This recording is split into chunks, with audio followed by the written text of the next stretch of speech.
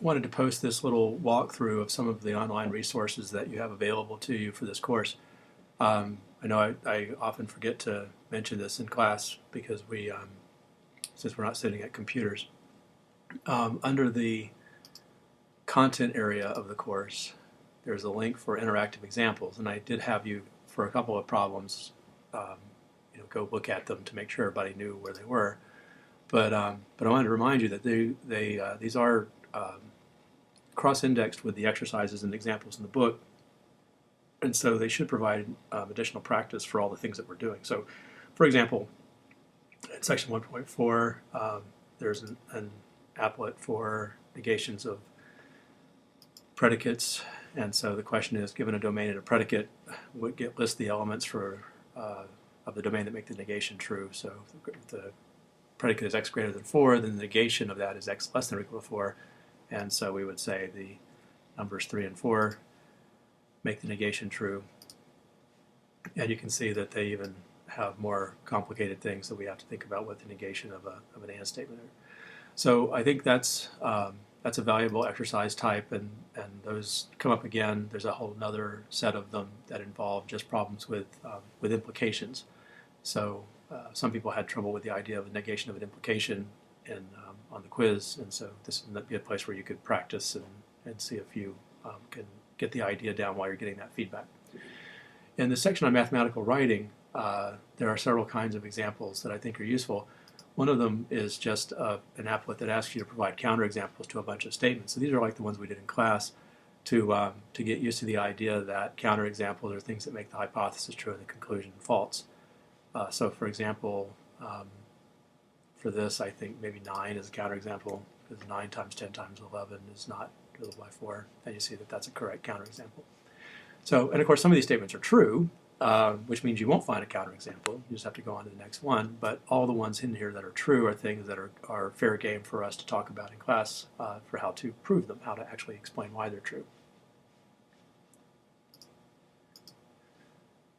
Oh, here we go.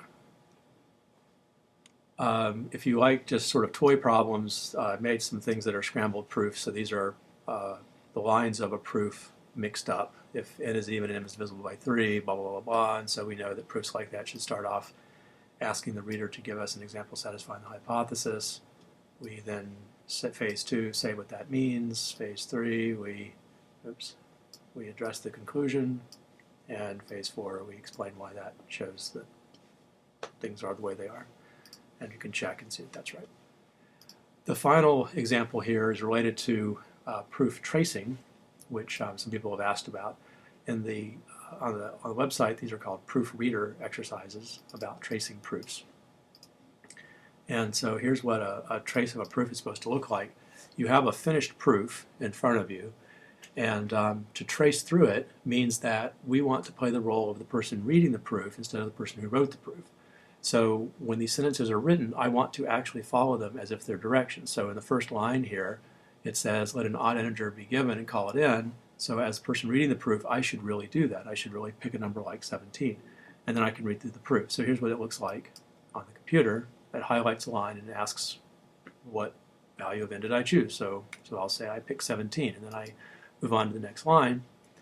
And the proof says, since n is odd, we know that n is 2k plus 1 for some integer k. The reasonable question is, what value of k works for your n? Now remember, our n was 17, so our value of k would be 8, because k being 8 makes the equation true. 17 equals twice 8 plus 1. So for our trace, we've got the value 17 for n and the value 8 for k.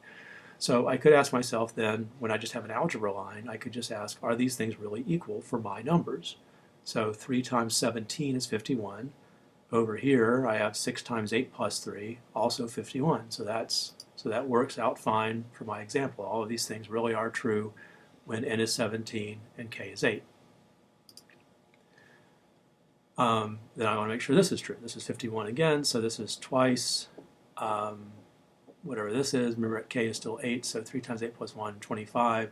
2 times 25 plus 1, also 51. So that's also the same thing.